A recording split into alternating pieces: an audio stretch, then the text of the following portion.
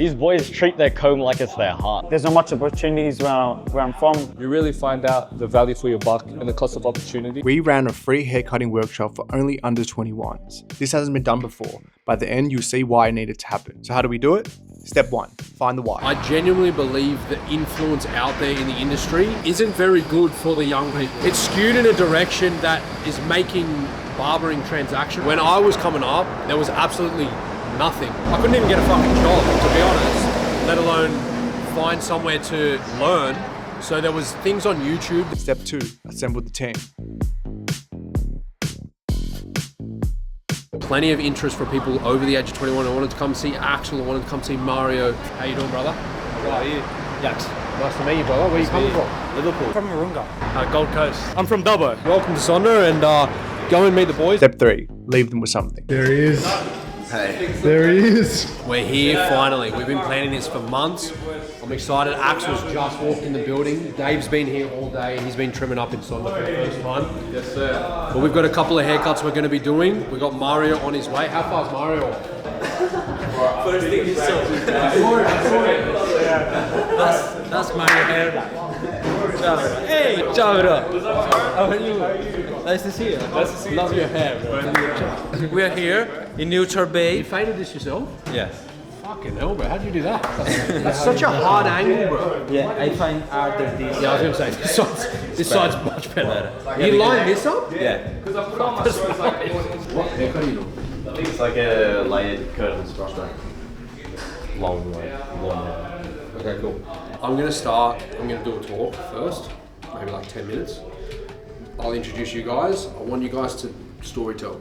I want you to tell where you come from, your story. I'm from Dublin, like how you came to Sonder, why you came to Sonder.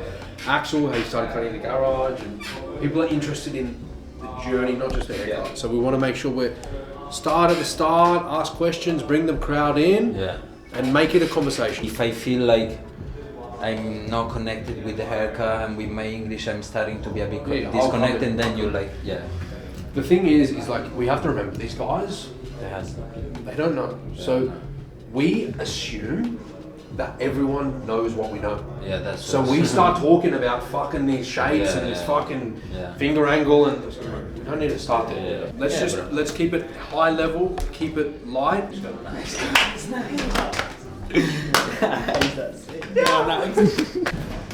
5 for line. Like a little gap. What do you do with that? Just go away. You know what I mean? Just go away. Hi, bro. Mario, nice to meet you. Jai. Wow. Hi, bro. How you going? Mario. Camera. Nice to meet you, bro. It was rough, bro. The fucking Uber driver almost killed me on the way. We're here now. Where are you staying? My sister lives in Edmondson Park. Okay. But it was still a trek from Edmondson Park to here, you know? So how's the scene in Dubbo? Fuck, bro. I'm the scene in Dubbo. Like that, see, that's insane, bro. We're getting people from other states fly in tonight to come and watch these two guys cut hair. It shows that the influence social media has, and it is very, very powerful. And when you use it in the right way, you can do things like this. And when you use it in the wrong way, you can inspire people, you can influence people to do the wrong things and think the wrong way. And that's why we're hosting this event tonight, because there is so many people on social media sprouting a message that isn't a positive message for these guys' future and for these guys to remain in the industry long term, which is ultimately what we want, and it's why we're running this event tonight. I know you guys have all seen both of these guys on Instagram, but what you don't see is the ruthless dedication. Axel's fucking look at me like this. Hey, what'd you do with that comb? What? He's asking me the right questions and he's locked in, and that's truly a testament to why a year into his career, we're already hosting a look and learn. So it's very important for me that you guys understand that it's not for money. I mean, we are not here, we're not cutting hair for money, no one over. I mean, I haven't started cutting hair for money. Obviously, after a while, I'm not trying to be Gandhi of the situation, you know what I mean? But like, after a while, you realize that obviously money will come. The more you do, the better it will be. So I think like the only thing you should be is just be yourself and love what you're doing. All right, let's set these chairs up and let's get going. What's your daily routine? Just an average day for Archie. If I can cut it a way where he can style it, he could probably move back from having a hat on all the time. and he'll probably actually be a little bit more confident in his hair. So we talked about where his hair is sitting right now. I really like the color of it as well. I know where the biggest problem areas are. I know here needs to be cut. I know here needs to be cut. Service, this is like when I'm starting to think about what techniques I'm gonna use in what parts of the head. Sorry, I was starting to speak in Spanish. So, what about your fringe? I mean, what you don't like about your fringe? You don't like the length, you don't like the heaviness of your fringe. So, do you usually style your hair home? No, you don't. Zero, niente. All right. Perfect. And what about your back? I mean, how do you see your back? You feel your back pretty heavy? You feel your back, I don't know, your length in the neck? You don't even see it. You don't have time. Okay, so are you basically tired a bit about this length that fall all the way down to the bottom? So we understood that the sides of his hair are definitely too heavy. I mean, he wants to keep a bit of this length, but not as heavy as they're now. So we're definitely gonna relayer that. Why we want to relayer it? Because I don't want any build of weight. You know what I mean? I want to make it light. I want to make a soft texture. If I build a graduation, so if I build up some weight, do I increase the texture? I'm asking to you. Sectioning it up, I start splitting it down the middle, split it down there, and then I go to my radial. I get that pretty naturally, so I'll comb it down, push it up with my finger, and it'll kind of show me the part. And then I can just like refine it from there, and then I do that. So it's a simple box section, it's nothing crazy. It just separates the back from the sides from the top. So what a section allows me to do, it allows me to focus on one area at a time. So now I'm gonna focus on the back. When someone comes in asking you for a random haircut, I think the best way is just do it, bro. Like, when you did your first taper fade, have you done a taper fade before that? Exactly, so you just do it.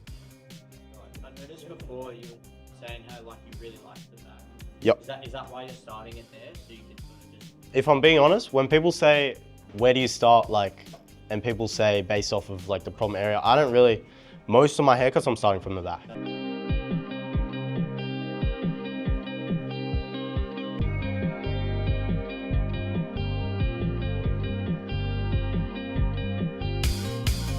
I'm not cutting because I can't find my guide. Nothing to do, I'm not gonna do it. I find it, all right, bam.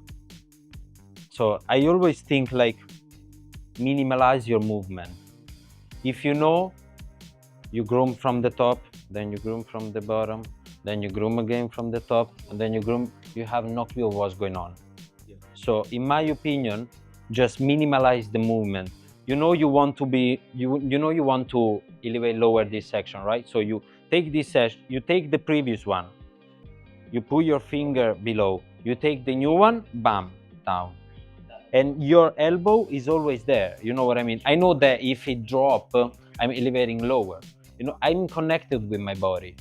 You know what I mean? My body and my mind are in the same mode, they're present. Twist the comb. I'm not going all the way up. And just let the hair fall, because hair has a fucking gravity, people don't think about it. The day was good, man. I got here to neutral base on the men's. It was a great day. Welcome the boys. It was a loving, fun environment, lots of good music. I enjoyed myself, felt welcomed, warm space. As soon as I got in the chair, from there it was a great experience. Working with the guys side by side, good team, good boys, good conversation, and most of all, good haircuts, good clients. The real fundamentals of haircutting and making it fun as well. You really find out the value for your buck and the cost of opportunity. Yes, it might have costed me quite a bit to get here through flights and accommodation, yes. But through that little amount of money, I've learned a lifetime worth amount of knowledge, experience, and fun. I've been trying to make the most of it, just sort of, you know, running around, asking whatever question comes to mind, because as I said before, just being from Canberra, like opportunities like this are few and far between. You can see the love going into each cut, and you can see how well they're disciplining themselves as well. And they they've emphasized understanding that they're never going to get it right on the first time. Like they've both emphasized like try. So yeah, one thing I learned it straight away from the start is like these boys treat their comb like it's their heart. Like it's like an extension of their arm, the comb pretty much. So like, you know, they're using their comb, they're using it to curve, see what the shape is, see how they're picking up their hair. Their comb is pretty much the basis of the cut, pretty much. We're both doing hairdressing, but we need to do men's cuts as well. Yeah. Oh yeah, just trying to like widen the variety of what we can do, what we know. A lot about texturizing and as well around the face. A lot more about technique and yeah, like texturizing, point cutting as well. I've learned heaps, honestly. Just watching it, it's just like, especially watching Mario.